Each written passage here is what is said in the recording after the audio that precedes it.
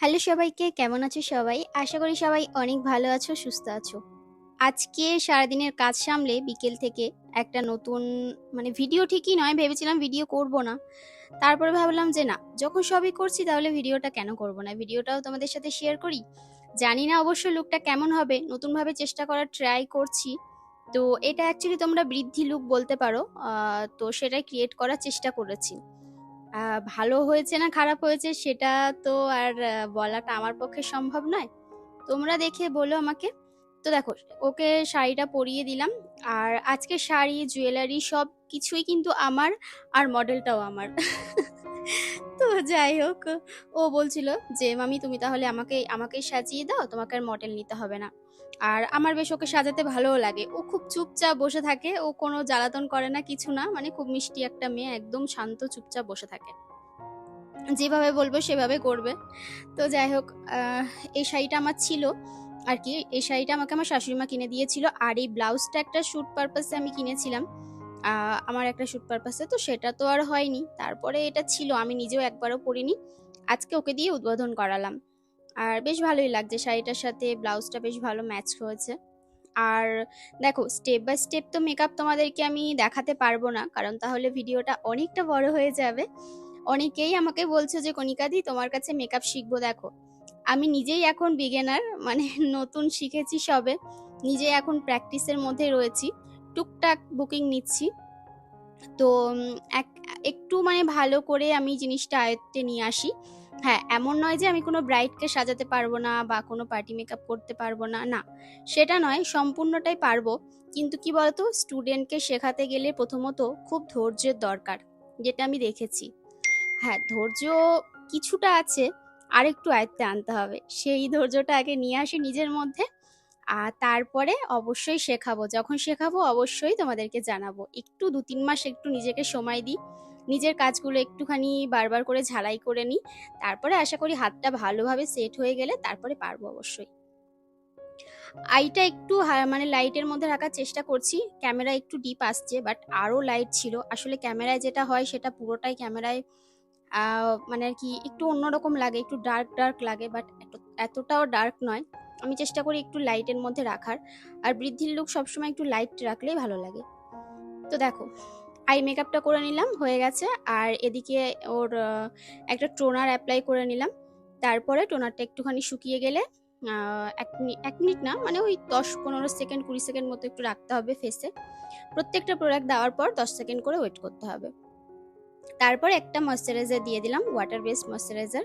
দিয়ে, যেহেতু ওর স্কিনটা অয়েলি স্কিন, দিয়ে দিলাম। দিয়ে এবার ভালো করে এই সিলিকন ব্রাশ দিয়ে ফেসে আর নেকে কিন্তু অ্যাপ্লাই করে নিচ্ছি। যাই করবে সেটা কিন্তু নেকেও দিতে হবে, গলাতেও দিতে হবে। আর এবার ওর ফেসটাকে একটু কারেক্ট করে নিচ্ছি। স্কিন থেকে 1 টোন ডার্ক শেড নিয়েছি, 1 টোন না, প্রায় 2 টোন ডার্ক শেড নিয়ে স্কিনটাকে একটু কারেক্ট করে নিচ্ছি। অরেঞ্জটা ইউজ করব না, যাদের প্রচন্ড ডার্ক সার্কেলের প্রবলেম থাকে তাদের অরেঞ্জটা ঠিক আছে। চোখের তলা যাদের প্রচন্ড কালো থাকে, বাট ওর অতটাও ছিল না, মানে ওর ছিলই না, জাস্ট অল্প অল্প হালকা হালকা ছিল।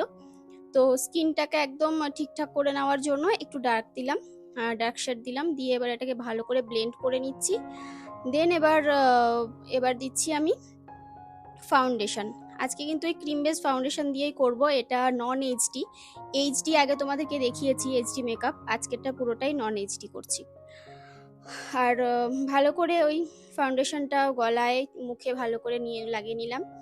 নিয়ে এবার এটাকে ভালো করে ব্লেন্ড করে নিচ্ছি হালকা হাতে। হ্যাঁ, এটাকে ভালো করে ব্লেন্ড করতে হবে, আর একদম হালকা হাতে করতে হবে। কারণ মনে হচ্ছে যে অনেক জোরে জোরে করছি, বাট যাতে যাকে তুমি সাজাচ্ছ সে যাতে একদম ফ্রি থাকে, আর একদম তার প্রবলেম না হয়, সেইভাবেই তোমাকে কাজটা করতে হবে। তো ওর সাথে গল্প করছিলাম, গল্প করতে করতে এদিকে সাজগোজটা মোটামুটি চলছিল।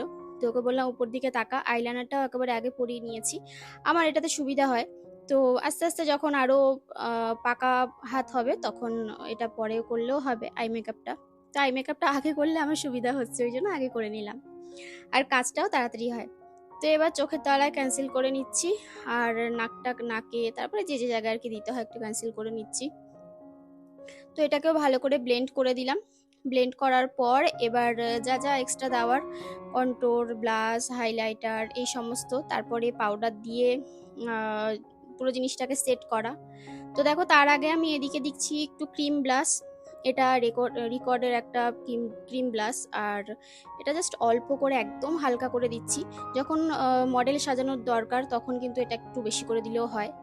আর ব্রাইডের ক্ষেত্রেও মোটামুটি আরেকটু বেশি লাগে, এতটাও নয়, মানে আরেকটু বেশি লাগে, এতটা লাইট নয়। আমি আজকে পুরোটা একটু লাইটের উপর করছি মেকআপটা। আর ব্লাশটা একেবারে লাস্টে একেবারে আরেকটু দিয়ে দেবো, ওটা পাউডার ব্লাশ দেবো, একদম টাচ আপ। তো মুখের পুরো মেকআপটা কমপ্লিট হয়ে গেছে। পুরোটা তোমাদেরকে দেখাতে পারলাম না, জাস্ট অল্প অল্প করে একটু ছোঁয়া দিয়ে দিলাম। আর হেয়ারটা কমপ্লিট হয়ে গেছে। হেয়ারটা এই তো এইভাবে একটু কার্লের ওপর করার চেষ্টা করেছি, পুরো হেয়ারটা কার্ল করেছি, অনেকটা টাইম লেগেছে।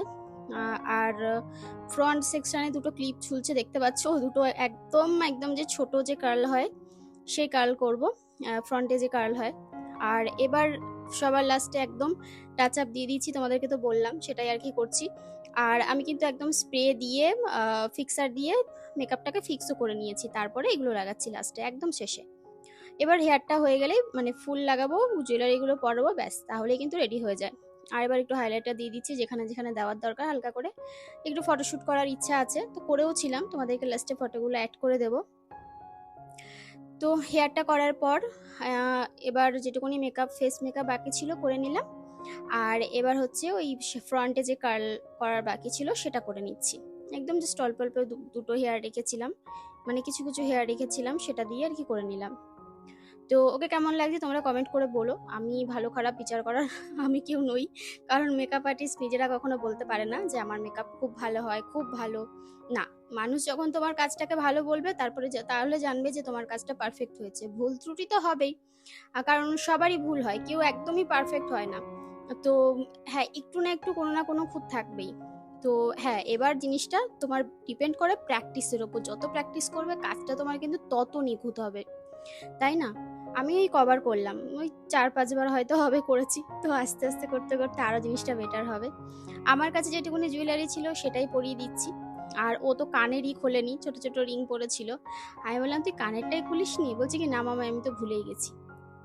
তো ওর পুরো লুকটাই চেঞ্জ হয়ে গেছে আজকে, একটু বড় বড় লাগছে আজকে, তাই না বলো?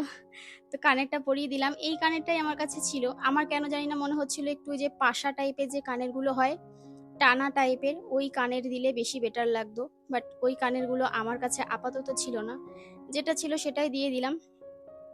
আর এবার চুলে কি করব, ওই ফুলটা লাগাবো। ফুলটা দিলেই মোটামুটি মানে মেকআপ কমপ্লিট। তো দেখো ফুলটাকে এইভাবে মিডিল থেকে দিলাম, দু সাইড থেকে যাতে দেখা যায়, মানে পুরো লুকটাই পুরো অন্যরকম লাগছে জাস্ট ফুলটা দেওয়ার জন্য। আর এবার ফুলটাকে ঠিকঠাক করে দিচ্ছি। আর লাস্টে এবার মুকুটটা পরানোর বাকি রয়েছে, মুকুটটা তো পরাতেই হবে। তো চলো ফাইনাল লুকটা দেখে নাও।